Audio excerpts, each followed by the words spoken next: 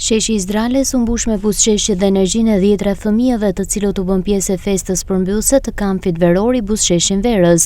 Pas një vere të mbushur me aktivitete, lojra dhe eksperienca të bukura, fëmijët festuan së bashku në një atmosferë plot ngjyra, argëtim dhe kreativitet. Aktiviteti solli lojra, performanca dhe këngë krijuese, duke dhënë gjatëri një prej hapësirave publike më të frekuentuara të qytetit. Për fëmijët ishte një pasdite e veçantë që shënoi fundin e një kampi veror, të mbushur me emocione, miqësi të reja dhe kujtime të bukura.